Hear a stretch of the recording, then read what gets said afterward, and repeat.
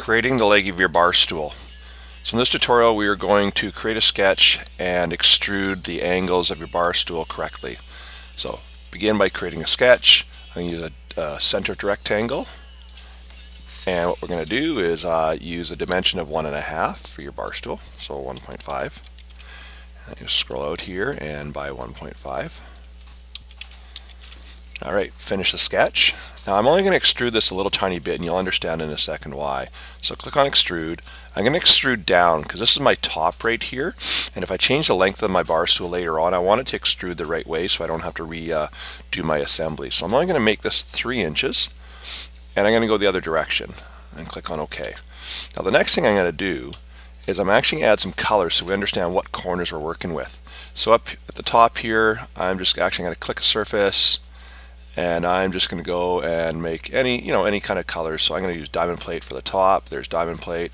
On this side, I'm just going to use maybe pink and black or pink and red or something. So I'm going to grab light red. Light red will work. And over here, let's go pick, I don't know, blue. So I'll scroll up here a bit, or oh, I see dark green. Okay, so there's kind of the corners. Now what I want to do is I want to have this as my high point. If you think of a bar stool, the legs splay out by a certain degree in both directions. So what we got to do is we got to add a draft here, and this is going to be my high point. So what we do is we click on draft, and from draft we're going to pick the top surface. Okay, no, actually we're not going to pick the top surface, we're going to add this surface. Click on draft and we're going to pick this surface. Now here's the key. You got to pick just inside this line here, and you can see that what happens in this case is it picks up, right? If I click the opposite direction, so there's 2.5 degrees up. So what I want to do is I'm going to change that to 8. You can see it goes up that way, but if I go to -8, okay, you can see that it actually goes down. So we're going to have to use that as, or keep that as -8 and click on OK.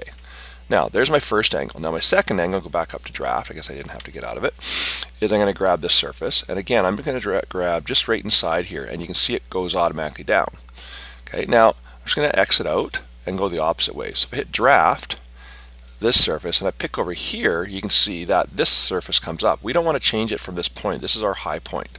Okay, so click on cancel again. So once again, draft, pick here and pick just inside this one, and it drops down. You can see it's -8 right away. Click on apply. Alright, so now this one's done, we're going to rotate this upside down. Okay, and this time what we're going to do is we want to match up, obviously this angle right here, I want this one to be level across here. Okay, and then I want eventually the back to be level across there. So what we do is we pick this surface, and again we pick this one, and you can see it's going to go down. Okay, now is that the right way? If I go across this way, yeah, you can see, if I rotate this around, you can see that those ones now are parallel. Okay, we click apply, and then we come back this way, and you're going to find that this one's still on the wrong angle.